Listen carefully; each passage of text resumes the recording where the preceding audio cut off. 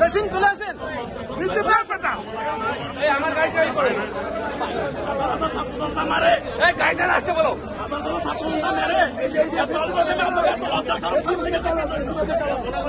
সামনে একটু সামনে একটা সরম কাটতে তো সময় লাগে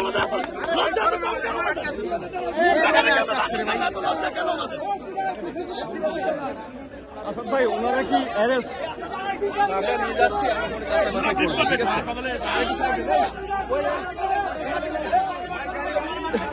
দেখি দেখি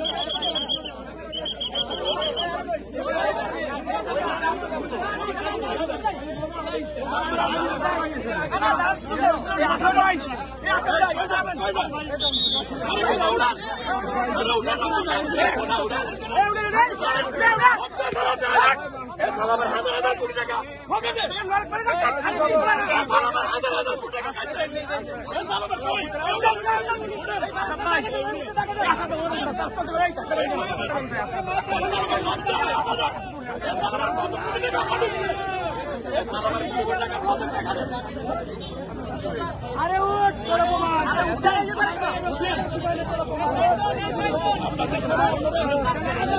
ভিতরে কিছু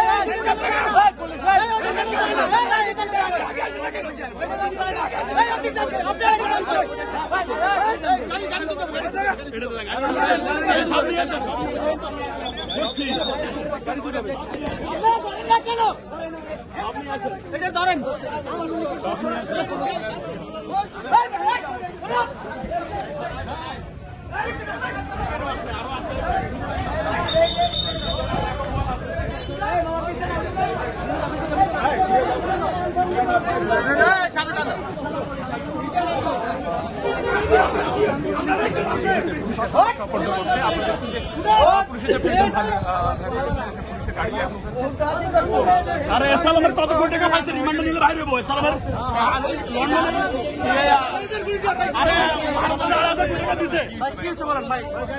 ভাই এরা হলো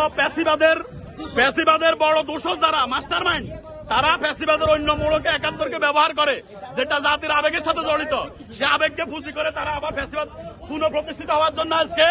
এসালামের গোয়েন্দার যে তথ্য ছিল আপনারা কয়েক দেখছেন পত্রিকায় যে এসালাম 2,500 কোটি টাকা অলরেডি ছাড় করেছে যে বাংলাদেশে অস্থিরতা তৈরি করার জন্য দেশ যখন ঐক্যমতে পৌঁছার জন্য নির্বাচনে যাওয়ার জন্য একটি ট্রেনে উঠেছে দেশ যখন পুরো জাতি এখন একটি গণতান্ত্রিক পদ্ধতি যাওয়ার পথে তখন এসালাম যে টাকা ছাড় করেছে সেই টাকার অংশ হিসেবে সেই টাকা খেয়ে সেই দোষররা আজকে এখানে ৭১ মঞ্চ নামে একত্রিত হয়ে ফ্যাসিবাদকে সংগঠিত করতে একত্রিত হয়েছে। জুলাই যোদ্ধারা এই এলাকার জুলাই যোদ্ধা যারা তারা এই নিউজ পাওয়ার পরে তারা এসে এই ফ্যাসিবাদকে আজকে আমরা